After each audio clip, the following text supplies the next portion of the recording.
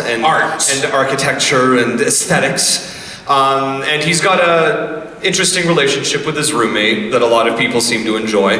Are you potentially saying that there's some kind of ship that people do for that roommate and your character? I am contractually obligated to not answer that question. Understood. Thank you. Moving on. But yeah, he's been so much fun to play because he's also like a struggling artist. So like as a struggling artist myself, I see a lot of me in him, and it's just been like I've been so happy to see so many people like vibing with that and really like connecting with him who are also artists. Like, God, like he goes through the same stuff that I do, and I'm like, right, you get it. But yeah, I'm so grateful to so many people for, you know, being a fan of his. And as for what he says, I really like when, you know, you use like his ultimate attack and he says, "Feast your eyes," and it's a lot of fun. So yeah. Yeah, I've heard that. Yeah, for sure.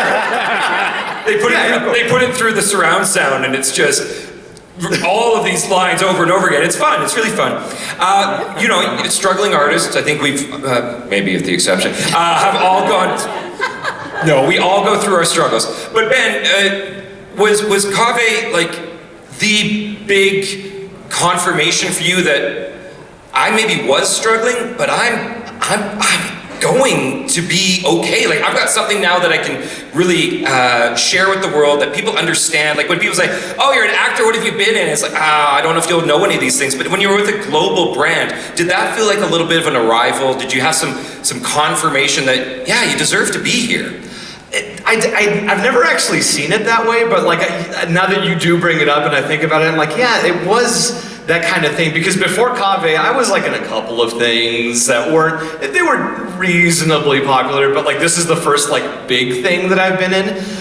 So I did reach that moment of like, wow, like this is what it's like to be, you know, existing in the world stage and that kind of thing. But at the same time, like the show has to keep going. The show must go on. Like, you know, Kaveh is just the start, I feel, of like the big stuff that I'm doing, and I'm gonna keep going, and I'm gonna keep doing more things. So, yippee! We believe in you. Oh, thank you.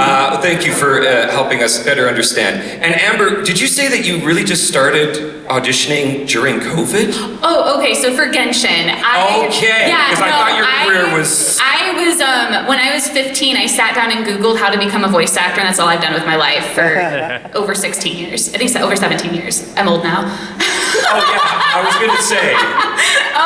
But yeah, so I've got no other special skills. So, zombie apocalypse, I'm dead. I'm dead. But don't forget, since cave people times, they need fools and entertainers. Yeah, I'm just like, I'll be by the fire, just like, come join me. Let me entertain you. Yes. Don't let me die.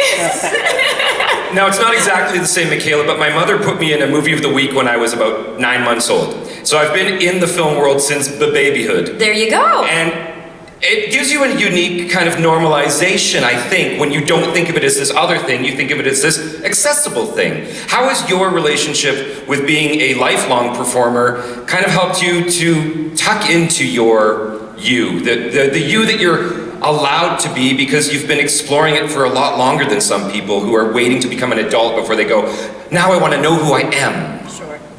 It's a journey. I feel old, but also young, and it's a very strange place to... You're all young, by the way, just... Yeah.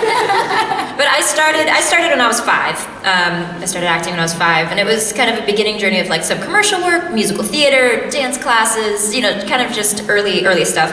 I started voice acting specifically when I was around 7, and there were lots of other loves along the way. I think, you know, all of us are very multifaceted. We have lots of things that we like.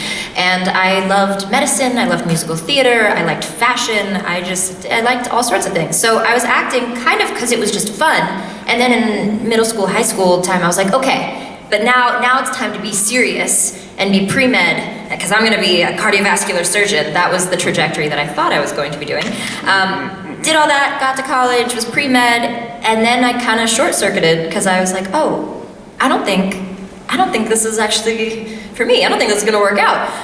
And so there was lots of just iterations of me along the way. The industry has changed a lot since I was 5, obviously.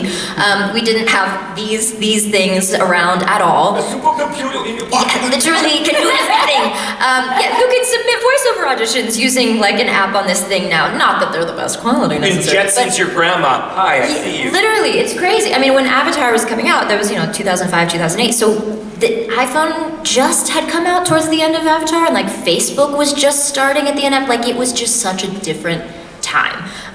So I think in order to you said earlier, change is the only constant. It's like change or die, and so you can't sit in one high or one low, and that's kind of a good and a bad thing. So if you're ever having like a little bit of a rough time, a rough day, it'll pass, it's gonna change. And if you're having a super amazing, awesome day, really soak it in because it's not gonna last, it'll change.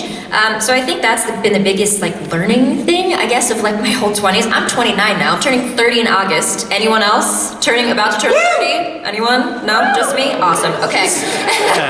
Cool, love that. So 20 years ago, Yeah. you get tapped to play TOF. Yeah. And Which you're is a baby. crazy. Yeah, I was 12 and 13. Yeah, so my 12-year-old son is here in the audience. Hey, and what's up? we've been doing some voice acting at home, and we've got a studio. It's wonderful. I get to. I'm no plumber, so I can't share plumbing skills with them. I teach them to be voice actors because what else does a parent do? You hope that it's going to continue to matter. But 20 years ago, you're this preteen. Toph is a confident and critical and witty character, and instantly had a very strong reaction with fans, and you're just a kid learning and trying to grow up as well. That is the show. When people ask me if there could have been a show that you were able to be on, I always say, I think Avatar: The Last Airbender was so impactful to me as a young performer and to my view of, hey, maybe westernized versions of this type of storytelling are gonna be okay. And you were in there heading into junior high. Is there a show that for you was, if I had my choice, I would have really liked to have been able to be a part of? Well, I was really close to being a part of Adventure Time, so that would have been dope. There were 4 of us for Princess Bubblegum, and then I was cut, and I was like, no! So that would have been dope, because if I would have had Adventure Time and Avatar, I would just be done. I'd be like, you know what? Solid career, we're out. Like, we're done, we're fine. I'm just gonna... You're 14. I'm retired, don't bother me. We're good. Yeah, so that would have been really cool because I could tell that it was like a popular, there was a lot of buzz happening before it even started. And one of my good friends, Jeremy, who voices Finn, we used to do a lot of ADR together. We were kind of like, they were also like a good family. We see all this like Nickelodeon, Hollywood stuff coming out now about like... I know I'll never be the same. Shook my world so hard again. Wish I washed away my sins. He's a dead man walking, blank stare in his eyes. Should have given up on the ones I trust. Never should have been surprised when they shot him down. Cold blood to the ground.